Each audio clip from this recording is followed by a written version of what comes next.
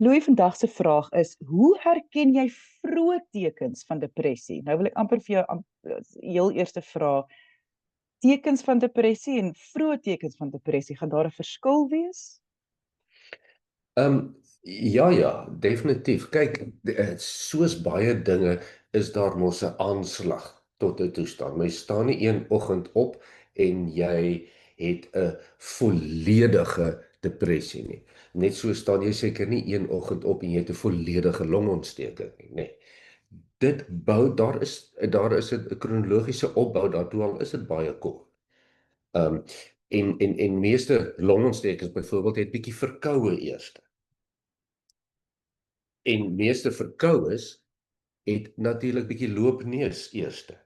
So 'n vroeë teken van longontsteking in daardie voorbeeld sou miskien 'n loopneus kon gewees het of potensieel een kon gewees het. En dis maar dieselfde met depressie. So aan die einde van depressie sit jy mos nou maar met swaar tekens. Swaar emosionele tekens en swaar sosiale onttrekking en swaar lae energie en swaar niks lus vir die lewe nie en dit is aanhoudend. Dit is die uiteinde van die depressie.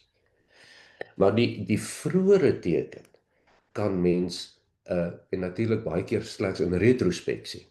So dis ook hoekom ons hieroor praat sodat mense hooplik dit bietjie proaktief kan sien, né?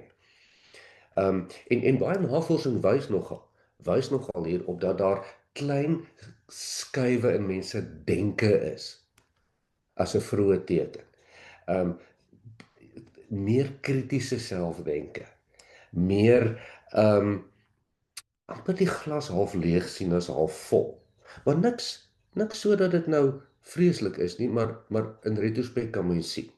Jy het so al hoe meer bietjie begin negatief raak, al hoe meer selfkrities, al hoe meer dink ag ek is nou nie goed genoeg nie.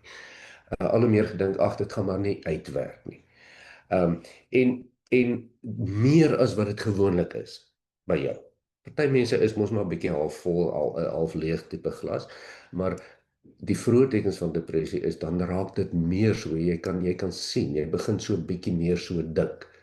En dit veroorsaak dan so tipe van 'n terugvoer siklus tussen jou gedagtes en jou gevoelens. So dan is dit nou waar jy begin dink, ag is dinge nou, jy weet, miskien is dinge nie die moeite werd nie, begin jy sê, ag wat, kom ons los maar Saterdag aand se kuier. Of dit begin voel dat die belonings wat jy kry vir wat jy doen, om die gras te sny, ag wat, dit maak tog nie saak nie, die gras kan maar groei, jy weet. En dan begin jou uitstel bietjie meer word, en jy kom nou nie so baie by jou stokperd. Jy doen nog jou houtwerk, maar ag, jy gaan bietjie later en jy doen bietjie minder. Dit is ook nie meer so lekker nie. Dit begin daai prentjie vorm en natuurlik dan omtrent altyd wys dit dat verhoudingspatrone skuif ook klein as vroeë tekens van depressie. So veral sosiale onttrekking. En dis nie sosiale onttrekking soos jy sluit in jou huis toe nie. Dis net jy gaan so bietjie minder na die braai toe as wat jy sou gegaan het. Ehm jy's 'n bietjie meer sensitief vir mense se opmerkings dan. So jy bly so 'n bietjie weg. Jy voel so 'n bietjie meer jy's 'n las vir ander mense. Jy's nie eintlik goeie geselskap nie. Kom ons los dit maar liewer. Dan mag jy so 'n bietjie emosioneel onttrek van, nou nie heeltemal nie, maar so 'n bietjie meer emosioneel onbeskikbaar raak van jou familie of jou geliefdes of jou kollegas. En dit is nou dit begin so patroon vorm, Lise, nê. Maar ons moet onthou dat dit ook in jou liggaam dan sit. So veral slaap en energiepatrone. Ek wil net Energie hier, begin laer word. Ja. ekskuus dat ek nou hier moet net gou 'n vraag vra. Alles wat jy tot dusver verduidelik het, kan ook veroorsaak word deur slegte dieet, kan ook veroorsaak word deur stres, angstig te wees. Hoe sal mens dan nou onderskei, of is dit eintlik simpel om te probeer onderskei?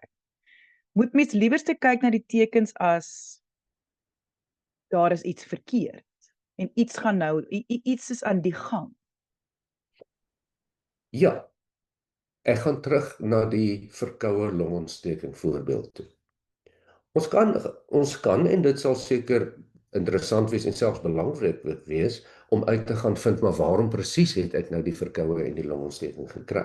Maar die punt is meer dat ek nou hierdie ding het of ek sien die simptome en oogats daar begin dit nou gebeur en daar begin dit gebeur. En baie mense doen nogal die ding wat jy sê. Is maar wag, waar sou dit dan nou vandaan kom? Want dis amper asof die implikasie is as daar nie goed genoeg rede is nie, dan lees ek hierdie simptome verkeerd. Maar onthou nou asseblief een ding wat ons sê, almal ervaar tog 'n bietjie 'n energiedaling. Almal ervaar tog 'n bietjie sosiale nie lus nie af en toe. Almal dink ook partymal, Jesus, is dinge regtig die moeite werd of is ek nou regtig waardevol vir mense ensovoorts. Dit is tog nie so abnormaal nie. Maar as dit 'n patroon vorm en dit het 'n langdurigheid, dis waar die tekens kom. Almal se neuse loop. Maar as dit elke dag loop en dit loop nou al vir 2, 3 weke aan mekaar, dan sê dit mos baie. Dis waar die punt inkom. En Moet ja, ons kan seker gaan kyk wat die oorsake is as ons moet.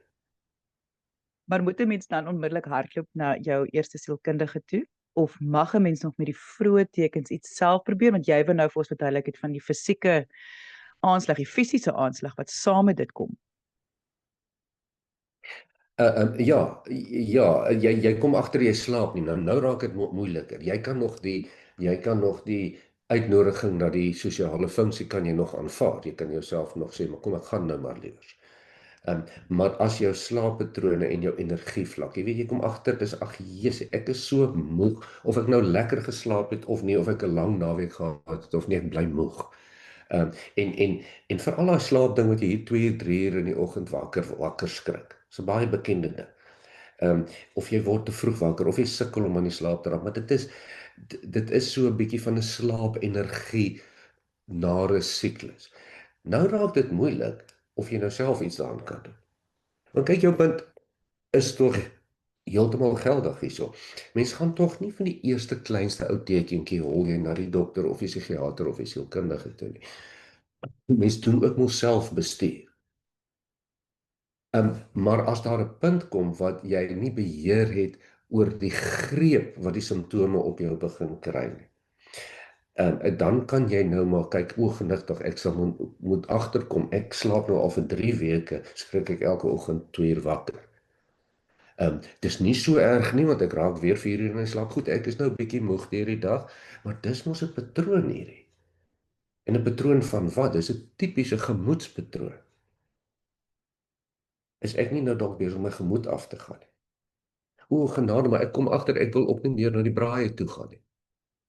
En ek is ook nie meer lus om uit die oggende uit die bed uit op te kom nie. Weet jy, dit lyk mos na 'n bekende ding hierdie. Louis, vind jy as kliniese sielkundige in jou praktyk dat soos jy sê die mense kom as hulle nou terugskouend kom hulle dinge agter, maar vind jy dat mense het dit probeer wegpraat of op ander maniere probeer vir hulle self net sê goed ja, dis maar net jy weet dis maar net die stres by die werk of ek gaan my nou nie steur hier aan nie, ek moet my net 'n bietjie een aand weer regkry om te slaap of sulke goed dat hulle veg dit. Dis asof hulle nie wil vir iets wil raak sien nie. Ja, maar ek sien dit as 'n positiewe ding, nê.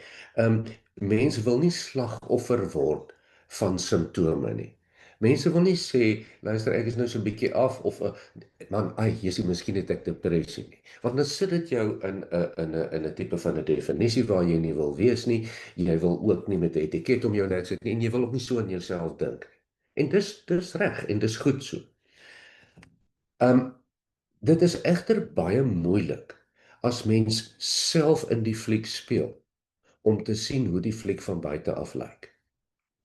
So mense en jy's heeltemal reg, dit gebeur met my dat mense kom en hulle sê luister man, jy sê dis maar net hierdie tyd by die werk. As ons net tot by April kan kom, dan sal dit beter gaan, want dit is eintlik maar net werkstres. Maar daar's 'n verskil tussen uitbranding en depressie en stres. Stres lei tot uitbranding, uitbranding lei tot depressie. So baie keer kan mens dan sien, maar hoor hierso, hierdie is nie uitbranding nie, dis nie werkstres nie. Of jy nou van werk verander en of jy 4 weke op vakansie gaan, jy gaan nie beter voel nie. Dis depressie. Maar mense kan ook mos nie, en ek self ook nie, dis baie moeilik om jouself, ek wil amper sê, te diagnoseer of objektief na jouself te kyk. Baie, baie moeilik. En dit is natuurlik mense hoekom daar professionele mense is, maar indien jy 'n vraag het, kan jy e-pos stuur na lise@wieisek.co.za.